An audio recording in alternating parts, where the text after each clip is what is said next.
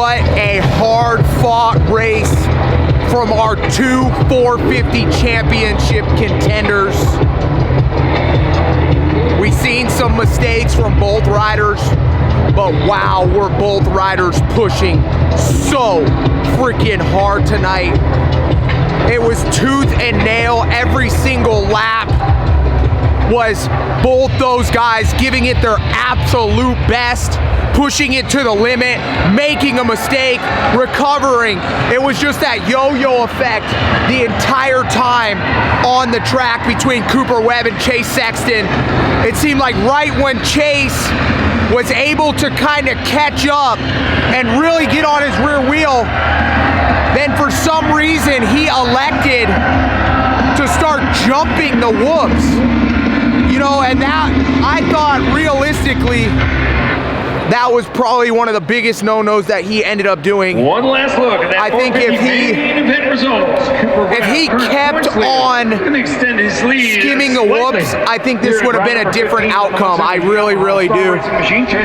But whatever the reason might be, for some reason, Chase stopped. We're getting a look, all right? Stop skimming, and that's the bottom line. I don't know if he got arm pump. I don't know if he thought it was a better way to do it. I mean, maybe this could be the reason. Check this out.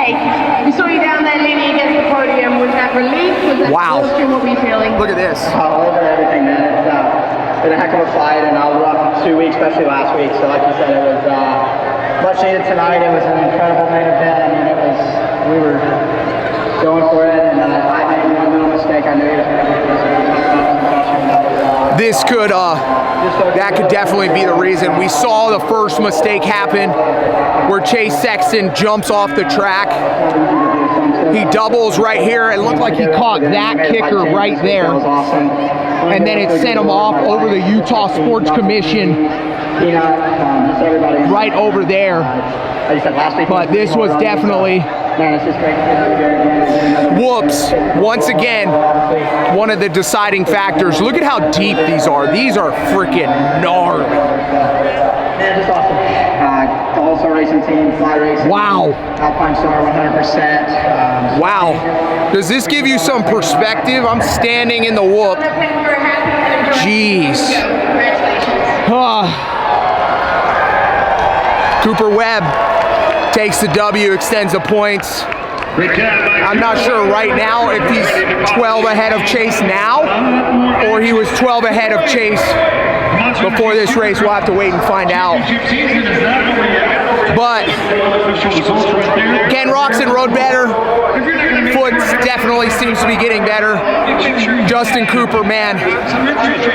If Justin Cooper can get better in the whoops, he can do this. He can win, but he's not going to be able to do it. He's not going to be able to do it trying to jump the whoops the entire time. When you're fresh, you have to try to jump the whoops. When you're fresh, you have to try to skim the whoops. Once you get more tired, you can then go to jumping, but still, jumping tonight was still, I think, the slower option if you could skip the whoops. Let's check out this this option line. Last week, and it seems like they played a role tonight.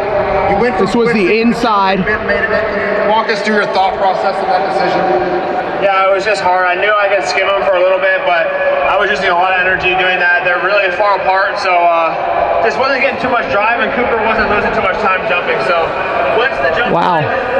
Made one mistake and off the track. Look at these ruts. It was pretty solid. Cooper had a really good race. I pressured him all the time. He didn't make a mistake, so every time I try to push him, I make a mistake. And it was a tough track. I really couldn't push too hard. There wasn't a whole lot of separation.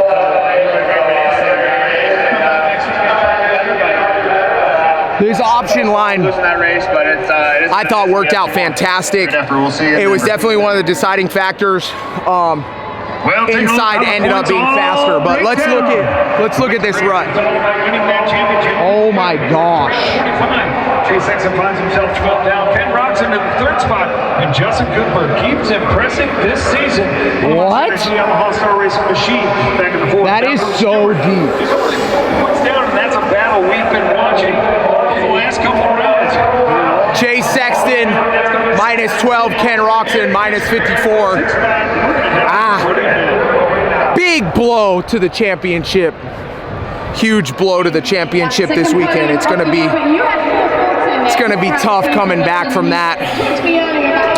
AP rode well, faded back a little bit, but rode well.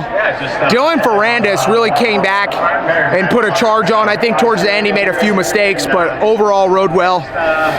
Let's skip to the 250s. Those guys were really pushing, and yeah, they kept pushing. This is the rut after that corner, after the option section. I mean, it doesn't get much better than that. Wow.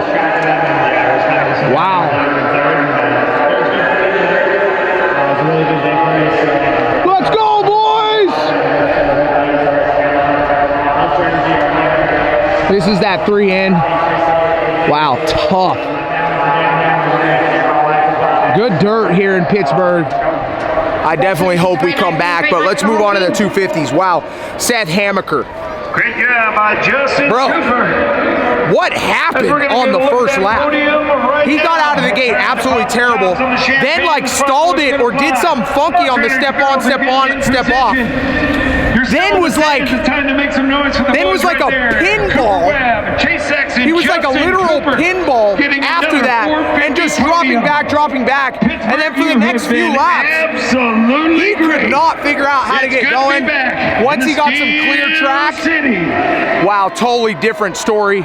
Seth Hamaker made his way up, but the story tonight, clearly Tom Bial, where has that been? USA, we got a great season, and Tom Bial take a look at that. was on fire. It looked like he was truly racing the track instead of trying to ride the bike. Look at this. Look at this. On NBC, that'll be 2 o'clock. That's going to be Eastern time. It's like silt. Wow. Tom Bial really changed it up and just looked like he was racing. I feel like he's just been trying to ride the track and make it through the track lately. And, you know, he finally was racing. Huge shout out to Max Volan for that 3rd place. He was riding good all day, qualified good all day. Just an amazing ride. Can't even, it just seemed like it was one of those things where I'm sure he sees that at the practice track all the time, and he's like, oh, this is me at the practice track, and FXR Muck-Off is like, oh yeah, you could do this, and it's just not showing up at the races. And tonight it showed up. Congratulations to Max Volan. Nate Thrasher, God, if he can be consistent, wow, that guy can be lethal, dude.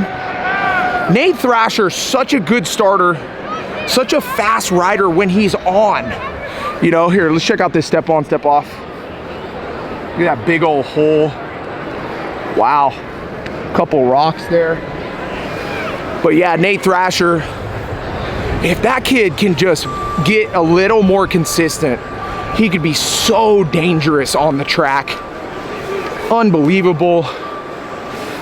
Poor RJ. He's admitted that he is hurt. He's not 100%.